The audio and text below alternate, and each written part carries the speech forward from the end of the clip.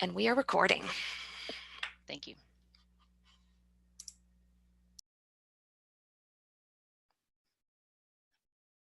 All right, with any luck, I am sharing my screen. Thank you for your time today and joining me to discuss high impact practices, both on campus and online. I am Andria Schwegler, an associate professor of psychology, and I am interested in high impact practices because I teach fully online and I have for over 10 years.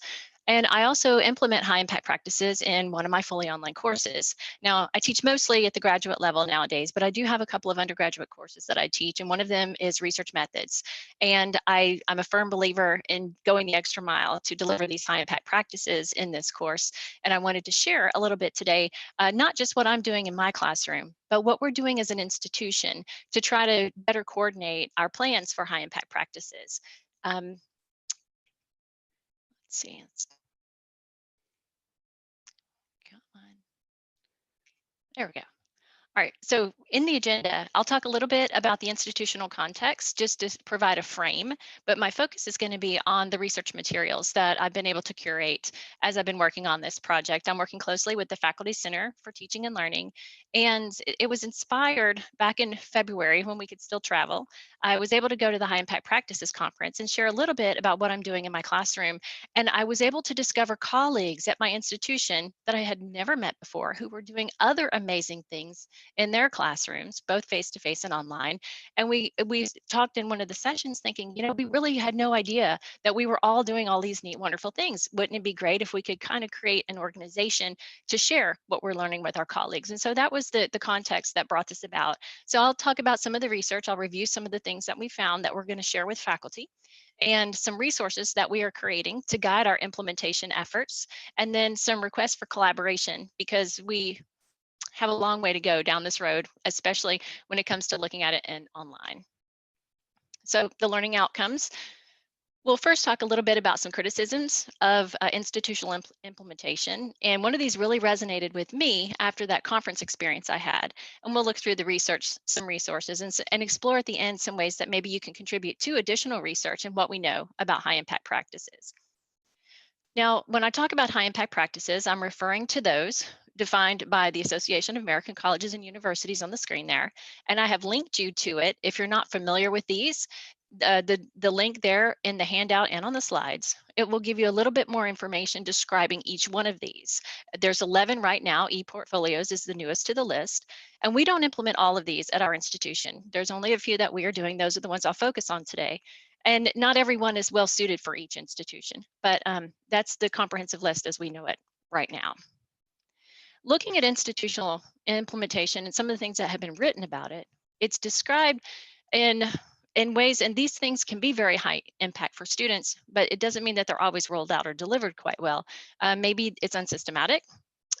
Also, we see that participation is not equitable. It's very uneven, especially when these high impact practices are made voluntary so that students don't have to participate in them. That leads to some selection bias as to who actually does have the time and the ability to participate. And the description that really resonated with me was the idea that they are local, personal, and idiosyncratic.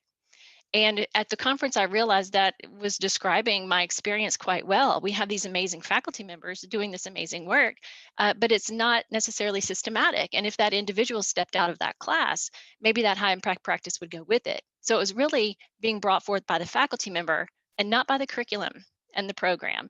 And so that led me to think, okay, what can we do to maybe do this a little bit better? Now, having said that, these are some food for thought things. How is this happening at your institution? Have you had the opportunity to talk to other folks about what they're doing regarding maybe undergraduate research or service learning or diversity and global learning?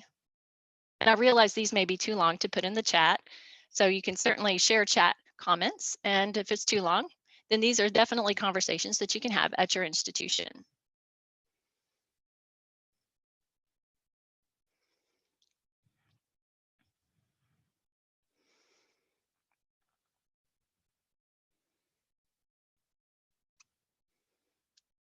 And Lee, I'm unable to get to the chat. I apologize. I am able to see it, but I'm not seeing anything pop up yet. Awesome. And that's okay. These are not easy conversations to put into a chat. They're certainly Yeah. not yes, no questions. So we will continue on, but take these with you back to your institution. At my institution, it was very important to pull all of these things together because research shows that transfer students are likely to fall through the gaps. Some of them are less likely to have the opportunity to participate in high impact practices. And at my institution, 100% of our undergraduates are transfer. We don't offer freshman and sophomore level courses. We have junior and senior level courses and graduate courses. So we had to consider our entire student body. This could be something that we really need to address.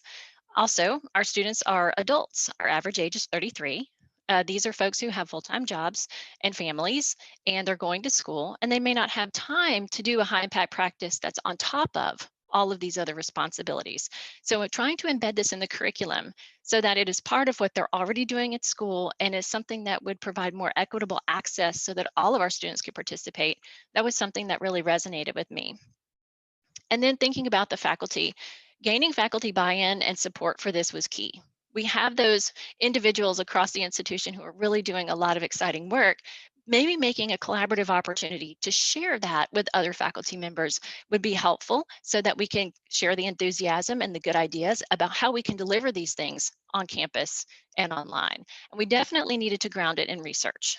A lot of folks are not interested in hearing my opinion about how you should teach your course. So instead of coming up with something personal and idiosyncratic, we wanted to look at the research evidence and ground it in research because that can be a little bit more convincing of how it might better serve their students as well. And then our ultimate goal was improving student learning and the learning outcomes. The high impact practices at my institution are on the screen here with internships and service learning and research. We have undergraduate research. We also have graduate students working on thesis projects and so forth. So we didn't want to leave anyone out. So we tried to create inclusive materials that would include everyone, graduate and undergraduate alike. So we're stretching that idea of high impact practice beyond just the undergraduate curriculum to include anybody who wants to improve teaching and learning in their classrooms. We're trying to create support materials for them. Now, looking at the research related to high impact practices, we were quite open as far as the research we were looking for and what we thought we could leverage to support faculty. Some of the things that we looked at were theoretical and scholarly pieces that were maybe lit reviews or application tools. And then we also wanted to really look at that empirical research to see what it could tell us about actual student learning and the gains that students made. Some of the scholarly pieces that we found that may be empirical, some of them may be based on good ideas and more theoretical, were a toolkit for administrators. And I know that when you think about curriculum and embedding things in the curriculum, that's something that belongs to faculty. It's a faculty driven process, but administrators can be very supportive and very helpful in helping faculty by providing trainings and resources and other things. And so the toolkit we thought was something important to share to gain buy-in across the institution, as well as we found some articles for our librarians. There is research showing a positive correlation between library holdings and student participation in these high impact practices. And then for our institution, digital information literacy, learning how to make sense of the information, whether good or bad, that you see on the internet is something that we've really started trying to do to help our students with, given the amount of misinformation that's on the internet. So pulling in resources that wrap high impact practices and digital information literacy together is something that we wanted to share with our faculty too, because it would resonate with them. Instead of seeing a high impact practice as something on top of what they're already doing, you can see it blended into some of our existing institutional goals. Looking at some of the empirical research, a lot of it shows positive outcomes related to student participation in high impact practices. And I'll review some of it here, but I was really interested in trying to paint a balanced picture for our faculty of what participation in high impact practices looks like. And so some of the resources that I found that are associated with positive outcomes include Finley and McNair, and they examine participation in high impact practices as, yes, the student did it, or no, the student did not participate. And they looked at 6 high impact practices. So the students can range in participation from none up to as many as 6 experiences. And they looked at that amount of participation and student ratings on the NESI. And the NESI is the National Survey of Student Engagement. And it is a large multi-institutional multiple choice survey, if you will, where students rate various indicators of their college experiences. Well, when they looked at the number of participation opportunities students had for high impact practices and their rankings on items on the NESI, they found that the more participation in high impact practices, the higher students rated their perceived gains on deep learning, practical competence, general education, and personal and social development. So that would suggest that students are really growing and gaining when they have these experiences.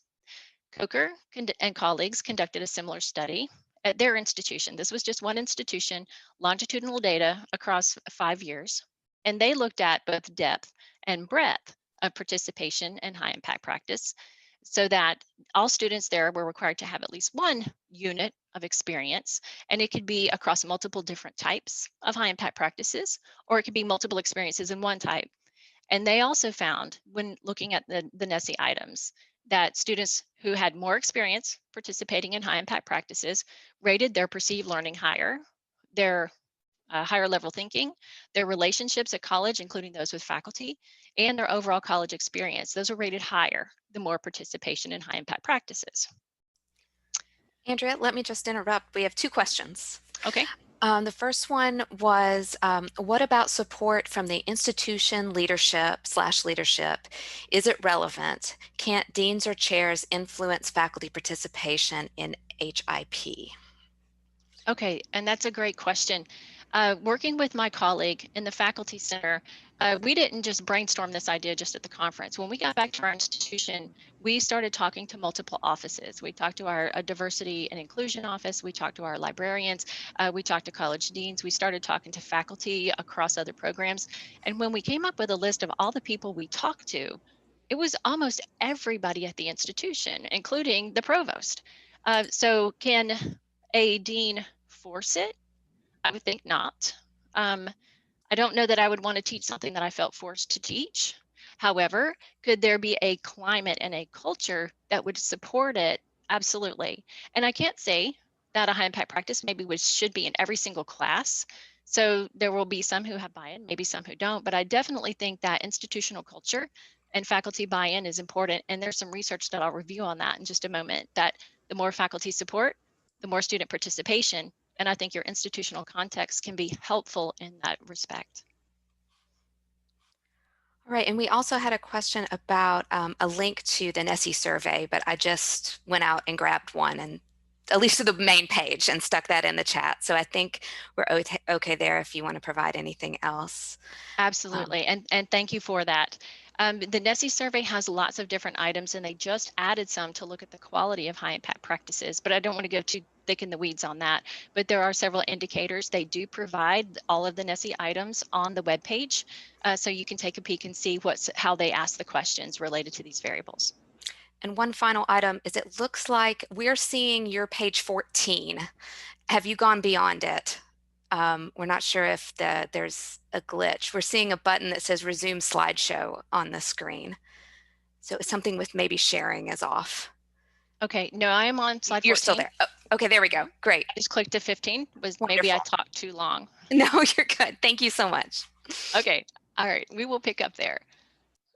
Some of the other things we know about high impact practices, and thank you for the questions, and please continue to interrupt me. I can't see the chat, so thank you, Lee, for doing that.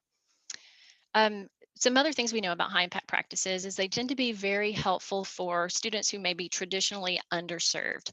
And Ku is one who, in his early work talking about these kind of activities, really noticed and pointed that out. Before the term high impact practice was coined for this, he referred to them as educationally purposeful activities. They grew into what we now know are high impact practices. And his data across lots of institutions and lots of information from the NESI survey, there's a compensatory effect. So that students who are traditionally underserved, they report larger learning gains on those NESI survey items than other groups of students. So they will say that having participated, it really helped them with their deep learning and their personal and practical gains. And then Finley and McNair also looked at students by group. And they found that, again, that compensatory effect in the data set they examined, that students who did not participate from certain groups in high impact practices maybe had low ratings on level of engagement and learning gains, whereas students who did participate in high impact practices, they had much higher ratings on those. So it was almost that compensatory effect where they had higher learning gains there. They benefited substantially. We have one question, but you may be touching on this later. So I'm interested to know about information literacy and how it has been implemented with examples. Okay, and that I'll present on that at another conference opportunity because I could go on for days about that one. The Digital Polarization Initiative is a part of the American Democracy Project, and I can provide a link at the end to some of those materials.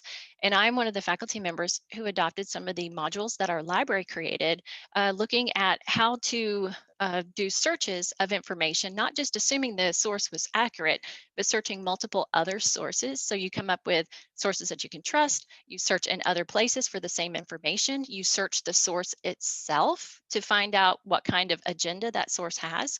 And so those came in extremely handy in the social psychology course that I taught this past fall. And we can talk about that more in detail. And if you want to email me, I will share everything that I know on that one. Thank you for the question. Yeah, that's one I love.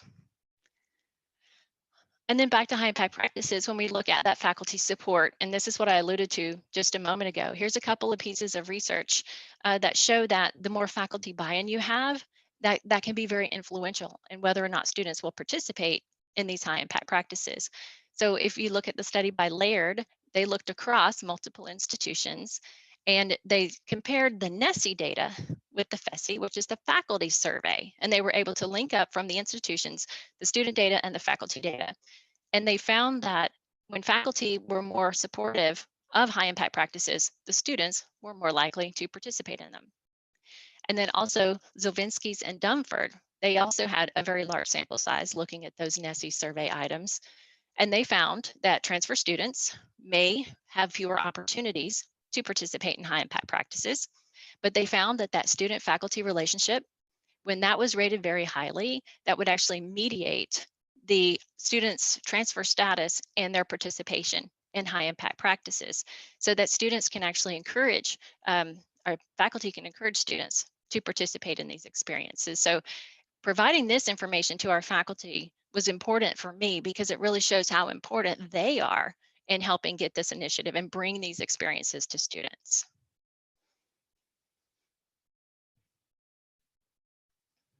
Now, this is where I think it gets interesting.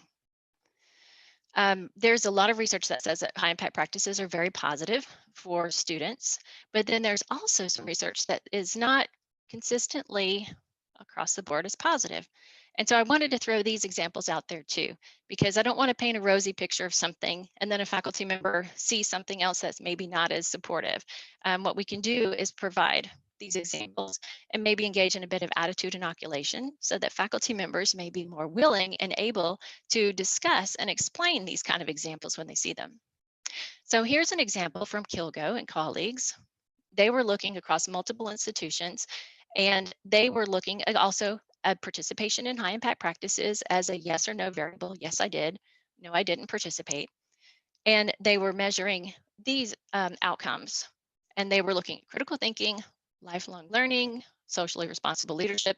More reasoning wound up not being related with any participation. But what they found was positive associations that we would expect only for a couple of the high impact practices. Only active collaborative learning and undergraduate research had positive relationships with most of the outcome variables, the student ratings on the critical thinking. Internship and study abroad had positive associations with some of those. And then negative associations were with service learning and lifelong learning. So the more students self-reported that they participated in service learning, the lower they rated their lifelong learning. And then capstones were negatively related to critical thinking. So the more likely students were to participate in a capstone, the lower they rated their critical thinking. There were no reliable associations for first year seminars, learning communities and writing intensive courses with any of these outcomes that were student self-reports. So before we throw the baby out with the bathwater and think that, oh, maybe there is a problem here, what these researchers did acknowledge is that when you look at very broad data across multiple institutions, you really can't get in there and see exactly what's being done to deliver those high impact practices. And so they argued what we need to do now is move into the nuts and bolts of what we're doing to deliver a quality experience. Because just because you call something a high impact practice doesn't mean that it actually is. It needs to be delivered and facilitated and administered in a way that's very impactful for students. And so we need more research to dig into those details to find out what is actually helpful for students. Andrea, let me jump in here with one more question. Absolutely. It's related to assessment. So, how is the tradition of assessing high impact practices and reporting in yearly program assessment reports separate from or in combination with student learning outcomes? Okay, and that's something that I'm coming to as well, because I kept looking at this research thinking, okay, when are we going to get to like student artifacts and things that students do? Like whenever I'm a program coordinator, and whenever I look at program assessment data, I look at thesis projects, and I actually rate and review student writing. There's not a lot of that in the broad literature on high impact practices. And I think that's where each of us can go into our discipline and find research on the specific details of how high impact practices are done in our discipline. And there, we may be able to find some direct assessments of student learning, but these are hard to find in the broad multi-institutional ones because we're looking at student self-report data. Did that answer the question? I think we're good. All Thank you. right, please follow up if needed. Another study that I found interesting was Johnson and Stage, and they looked at over 100 large institutions, and by large they were undergraduate student enrollment of over 10,000 students. And they were asking administrators at these institutions, what kind of participation in high impact practices do you have? Is there none there at your institution? Is it optional? You have some, but it's optional. Do you have some and it's required for some of your students? Or do you have high impact practice offerings and it's required for everyone, at least one experience?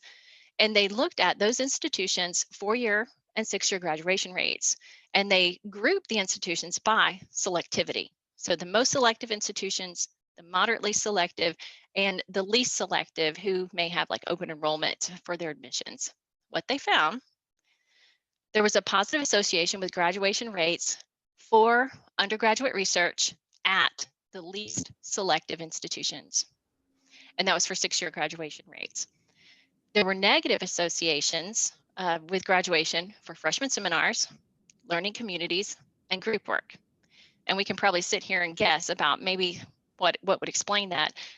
Perhaps these high impact practices maybe slowed students down. Maybe they didn't perceive they were advancing as quickly as they wanted to, but we don't know because this is correlational data. We can't make causal claims.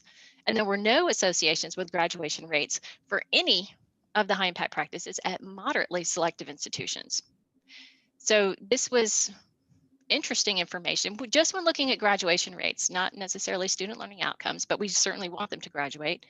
The authors concluded that instead of trying to make this uniform approach, let's be very intentional about what fits well for our students. And let's implement those that will help them succeed and help them get to graduation. And they did make a call for really taking a hard look at undergraduate research because there was a very large positive correlation with that, and that maybe that would be something that would really benefit students as well.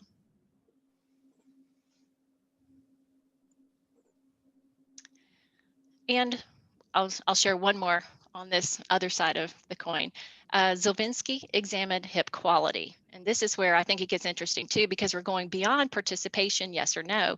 We're getting into what described the experience that you had.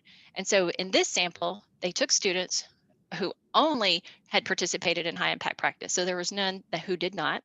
And they looked at 3 different types of HIPs. They looked at undergraduate research, internships, and capstones. And they had students who participated in these experiences rate their quality. And they were looking at indicators for quality such as high expectations, how much time they spent during that high impact practice, the level of collaboration with peers, the amount of feedback from faculty, and so on. And then they had students rate their outcomes as far as higher level learning. What's your perception? Was this effective teaching, a supportive environment?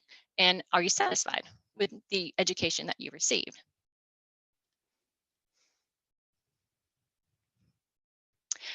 What they found when they looked at the full sample, without breaking it down by student group, looking at the full sample, they found, probably not surprisingly, that high levels of faculty feedback, real world application, and high expectations were positively associated with those student outcomes, those self-reported gains. Public demonstration was not. Maybe the learning had already occurred. We don't know. But whether or not you had a presentation after it, that wasn't associated. But student time, the higher levels of student time was negatively associated with students' ratings on those outcomes. So if a student had to spend more than 4 months participating in a high impact practice or more than 5 hours a week, then those ratings were lower. So there was a negative relationship there for student time. Now, looking at it based on student identity, they looked at 4 different student groups. So they had 3 high impact practices with multiple indicators of quality and multiple indicators of outcomes by 4 different groups. They came up with 440 interactions to test. Now, I teach statistics courses, and so I'm quick to warn my students, okay, you're going to have a really inflated type 1 error rate if you do something like that. But what they found, they did it anyway, exploratory, and they found that there were 21 or 22 rather of those interactions that were significant. And instead of getting into the details of these multiple interactions, because I don't know which ones are reliable and which ones are not, it did raise the idea that instead of trying to create cookie cutter experiences for our students, let's actually look at the students that we're talking to. We know that institution type is associated with differences in ratings. And now maybe student groups. How can we support students where they are and what they need instead of just rolling out high impact practices kind of in a one size fits all format?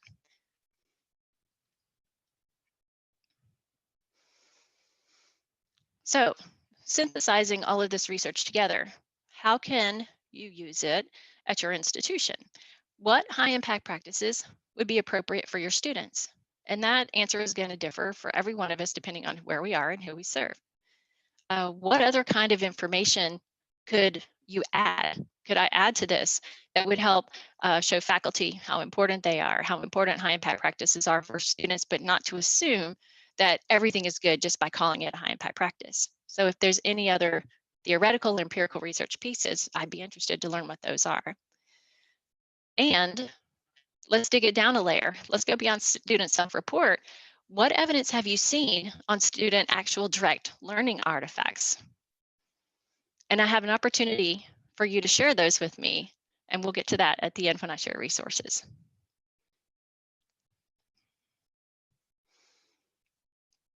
Okay, some lessons learned after reviewing all this research and trying to put it together in a way that would make sense for faculty is there's very few quasi-experimental studies. Now, a true experimental study with random assignment to condition when we're talking about students and courses, that would be very difficult to do.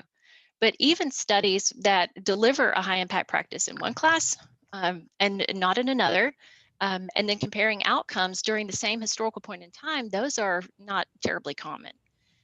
There's also selection bias. When participation is voluntary, those students who choose to participate are going to differ on a host of unmeasured variables than those who don't. And so that's going to be something that is affecting the data and what we know about high impact practices. And then a simple yes, no, I did or did not participate glosses over the quality of the experience the student participated in. So learning a little bit more about what makes a good quality high impact practice would be very useful as well. And then how do we roll this out? What are the techniques and the implementation plans? When we look at these cross-institutional studies, we don't get that level of detail. And whenever I was looking for information to show how this is done online, because I was looking for delivery mode, this is face-to-face, this is online, a lot of time it's not stated because it's just assumed maybe it was face-to-face classroom. Now there is an exception to the statement, there's not much online. There is an edited book, and I have the citation there for you. And I'll give you a sneak peek into the topics of some of the chapters if you're interested in digging deeper.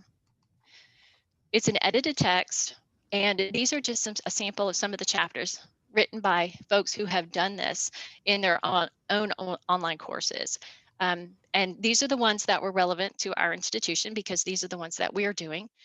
But there are other ones that may be relevant to what you're rolling out at your institution. And the book overall, it reviews research for each high impact practice instead of in general, but for each one in particular.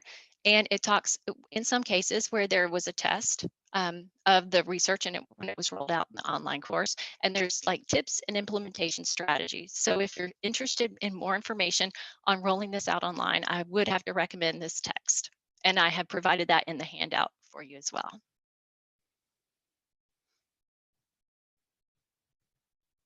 Now, what we did with this information for our institution, our goal and what we are currently building out right now, and I will share parts of it with you, is we are trying to build out an online learning community for our faculty and staff who work with students who participate in high impact practices.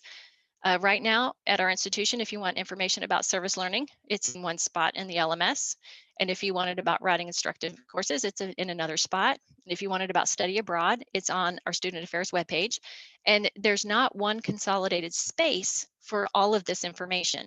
So what we are doing is using our learning management system to create a place to house all of the documents and tips and resources, and also to start faculty collaboration where we have certain faculty who are already doing this, they can mentor and talk with others, and it would be a place for faculty to connect. Our ultimate goal is to lay out a template in our resources to start promoting conversation. We have, for example, our service learning courses have institutional learning outcomes associated with them. And each course that's going to call itself a service learning course will have those embedded in it. But we don't have that for some of our other high impact practices. Wouldn't it be great if we did? And so we can use this to show, look, this is what this is doing. Why don't we have this here? Obviously, we want to ground the work in research and link it to our institutional assessment. And the way that we can really get traction on this, we are accredited by SAC-COC, and one of the things we need to do is a quality enhancement plan. That's what the QEP is. We have a quality enhancement plan coming up in a couple of years, and we have to try to improve student learning at our institution through that. Well, with that comes a little bit of funding to be able to do it. So what we're hoping is that we can set up this organization, link it to our quality enhancement plan, and be able to get a little bit of funding to provide training and support and maybe stipends for faculty leads to curate resources and build on to what we are doing. At least that's the ultimate goal we'd like to see. Okay, some of these resources that I put together, I will show you. I have a collaborative Google Sheet, and I will share it with you in a moment. I don't want to share it yet because I don't want to lose you. I want you to stay around for a little bit longer. And then I'll show you the template that we are using to set up a structure for each of the high impact practices that we've rolled out at our institution. All right, that's what the Google Sheet looks like. And of course, it has more than one citation in it. It has a whole bunch, and I'm going to turn it loose to you. You can use it however you desire. But what I tried to do is go in there and provide just the citation information, and then try to describe what kind of mode of delivery. So HIP mode is face-to-face, online, blended, or not stated. And a lot of these, it's not stated. So I assume it was in person. And then what kind of comparison group do we have? Do we have a comparison group? Is it voluntarily, participants, not participants? And then what kind of variables were assessed? And I'm interested in finding and identifying those studies that look at actual student artifacts. But I try to put on here, these are perceptions of learning. They're based on the NESI. So that way you can scroll through the list and really analyze the variables that were assessed to see what could be of service to you at your institution.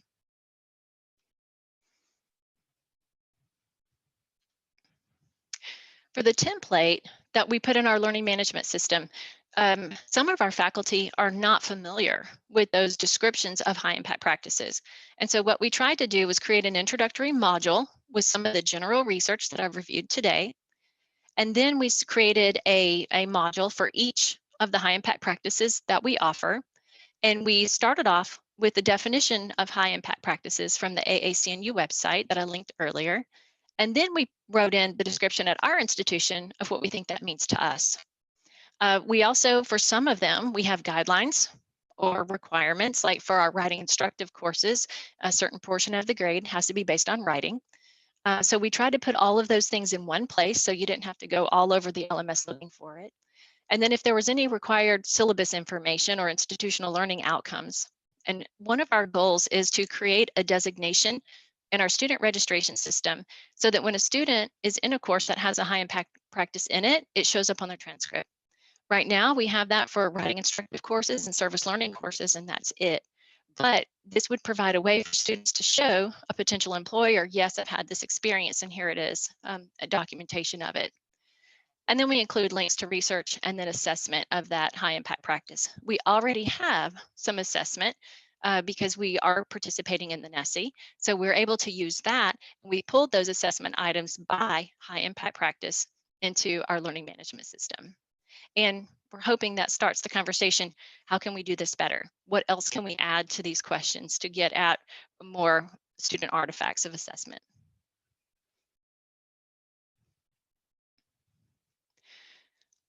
What I just described is what's helpful for us at our institution. What would be helpful for you at your institution? Are you as reliant on that research basis as we are, as we need to be convincing? An opinion is fine. Research is more convincing for us. What support do you already have in place? What is that institutional culture we talked about?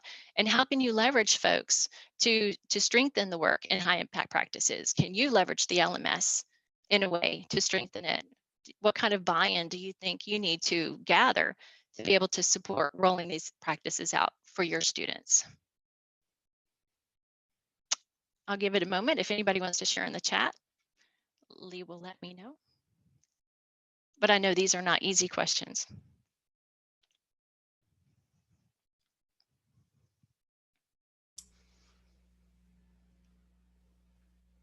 And while people are thinking about that, I just wanted to confirm that all those resources you just shared are on your handout, right? Oh yes, there's links to them, yes. Yes. So everyone, you can the links to all of that was sent out in the yesterday's email, so you can easily get to all of that if you missed the Google Doc. Yes. Oh, and I have the link coming up in the slide deck too. All right, and let's get to that. All right, so the requests. I promised that I would leave with some requests, and here they are. Help me out here. Show me some research that I'm missing that would be helpful for faculty, staff, students to learn more about high impact practices and how we can really strengthen what we're doing online. I know a lot of folks are new to online, and we made the pivot to survive, but we can go beyond just survival and we can thrive online by bringing these really high quality learning experiences that are supported by research to students no matter where they are. We don't have to wait to get back to normal, if you will, to be able to do this. We can do this in fully online courses. I've done it for years. Other colleagues have done it for years. And here's some support resources to help you get started to do it as well if you're new to online. And in addition to doing that, we need more research and tips and strategies for implementation online. So I have some requests there as well. All right, here's the link to the Google Doc that I created. And if I could access the chat, I would drop it in there. Lee, if you can, I don't know if you can access it from the slide or not, but this is the link that you can follow. And if you can't access it right now, it's in the handout, it's in the slide deck online, but I've given you a little summary of what's in it, what you'll see when you get to that link. I have it grouped first. There are resources for providing institutional support. So those very first resources I linked you to, like the Toolkit for Administrators, that is linked on there. So you can go get that one. The digital information literacy and how that lays into high impact practices, that citation is in there in that section. I've also linked research on student outcomes. And this is all of the NESI data and all of the studies that I've already reviewed and then some that are linked in that section. I did provide a link to the abstract if it was not something in the public domain. I realize you may have to go into your library to get the full text article, because of copyright restrictions, but I did at least link to the abstract so you could get more than just my notes on it. And then what I started setting up, leaning forward on that QEP rollout, are research related to each individual high impact practice specifically. And when you look at the Google Sheet, you'll see that there's a lot more for student research than there is for the other ones, because I do that in my classes. And so I may be one of the faculty leads, if I am able to, for that student research piece whenever we are able to roll this out. So I've already started curating resources that we can share with faculty on that one. But I do have at least one article on some of the other ones that show information and research support for each of these high impact practices. So after the session, you can go take a look at that, and feel free to use it however it helps you in your institution. And regarding calls for more research in online implementation and face-to-face implementation of high impact practices, these are some articles that came from Brownell and Swainer in 2009, and they are still relevant today. We need more longitudinal approaches and using comparison groups, because there's not a lot of quasi-experimental studies, as I mentioned. We need to go beyond like graduation rates and student persistence to actual artifacts of student learning.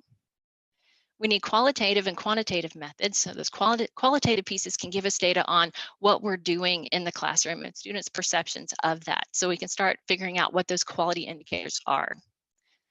We need to describe the program components so we can tell what students are experiencing, so we know how much to weight those outcomes if they're experiencing a quality HIP experience or not. We need to include underserved populations, providing equitable access to all students. That's still an issue. And we need to collaborate with other institutions so that we can increase our sample sizes and share these good ideas like we're doing today. How can you get connected to find more information? I have linked you to the HIPS in the States conference. For 3 or 4 years, it was a conference by itself. It was a smaller one. Now it is part of the Assessment Institute, and it is a track in the Assessment Institute. That's the conference that actually started this project off that I went to last February, and I was able to attend this past year. And the Assessment Institute is offered fully online this year in October. And one of the reasons I wanted to highlight this is because their call for proposals included delivery and assessment of high impact practices in online and hybrid modalities. And I cannot wait to see what they curate from that call and present at the conference. So if you have something to share, you might want to check that out. If you're interested in learning more, I will be there. I will see you there. Also, obviously, the Quality Matters Conference. We had it online this past year. It was a fantastic experience, and it's going to be in November. It will also be online again this year. So no worry about travel budgets and things like that. They do have a research track on online and blended learning, and a teaching track debuted this past year. And I found that one very, very helpful. And then there is a high impact practices community of practice that came out of the HIPS in the States conference this past year. And Dr. Rajiv Das is at Texas A&M University in College Station. And yes, I do have his permission to share his information here. He is trying to pull together a group of faculty and staff and researchers and those who are interested in really trying to dig deeper into high impact practices, moving beyond, yeah, it's a good idea, into more specific details, more quasi-experimental testing of these practices to see what we really know, to push the limits, what is helpful and what is not helpful. So his contact information is there, his email is there, and he is very much interested in you reaching out to him if you want more information and to participate in this group.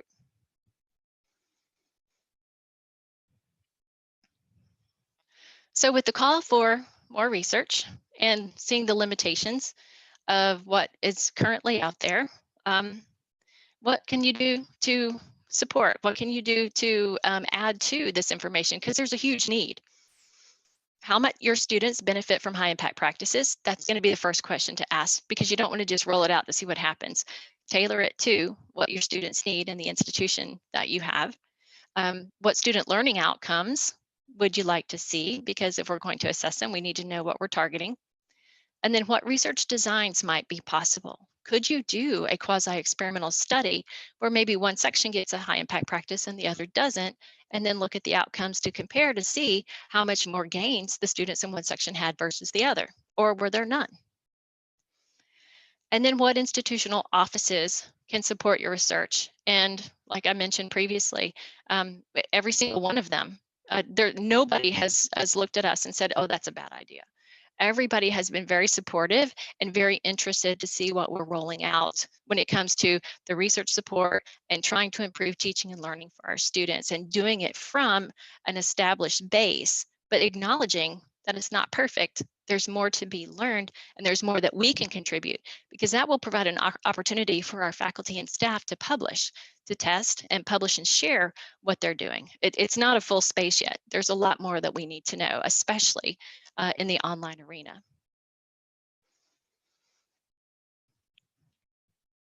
So to wrap up, a lot of dense information, I do realize.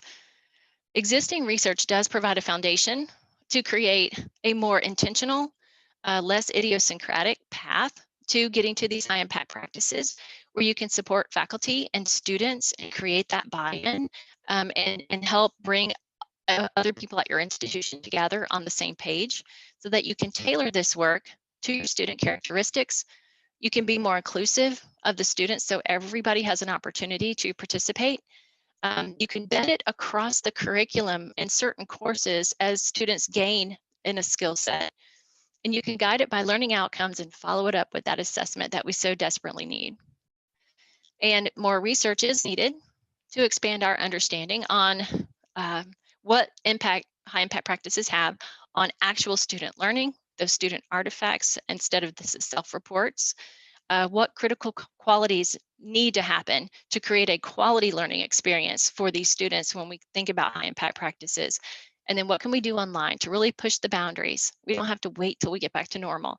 We can bring these to students right now in our classrooms online, regardless of mode of delivery.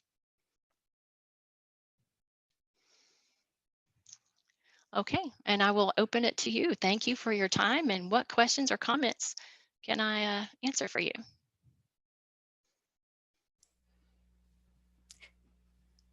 In our last 5 minutes, if anyone would like to unmute and ask questions directly, feel free.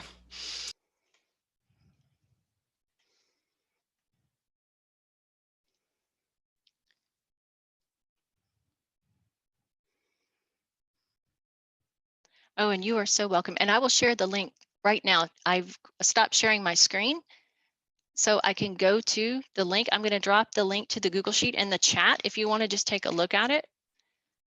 It's not beautiful, but it is something that is a work in progress.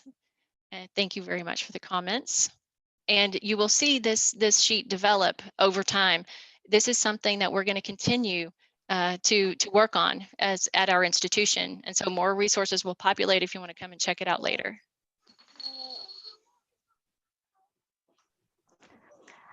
I had a quick question. Yes. So how do you balance implementing those high impact practices based on your student population? Because I, am at a non-traditional school where, like you mentioned, a number of them have families and full-time jobs, and just look at anything that as educators, researchers, that we say like, oh, this is exciting, this is really going to reach them, and it just seems like something else to do. So just trying Yes. to figure out a good balancing point with those things. And that is a great question and wonderful considerations. And I teach statistics and research methods. And so students are not clamoring to get in those classes. They take them because they have to. But what I try to do to make them excited about the research project is I give them control over the variables they can pick. So I don't assign them a project and say, here, this is mine, you have to work on it. The projects are theirs. Now, I do have to limit them to something that would be approved as an exempt research project by the IRB, because we only have one semester to do this, and it takes a couple of weeks to get the project approved. But getting that buy-in where it feels like something that they want to do, it was their idea, that helps a little bit. And then also I have very flexible times to meet with students. They can work alone if they want to work alone. What I try to do is encourage them to work in groups of maybe 3. That way they can bounce ideas off each other. One can pull the other along if they feel stuck. And it reduces the number of projects going through an IRB all at one time. Yeah, because that's key, and it gives them that moral support, and they're collaborating and they're working together. And I have flexible office hours, so I will say, hey guys, I have these scheduled office hours because I have to, and they don't work for anybody. I have meetings in the evenings with students. Sometimes if the weekend is all we can do, that's what we do. We meet on the weekend, so I'm able to meet just like I am with you, in a real context, and they can see I'm a real person and I'm really excited about it. And that enthusiasm can be contagious to a certain extent. And I have students coming in, they dread the course, they think it's horrible.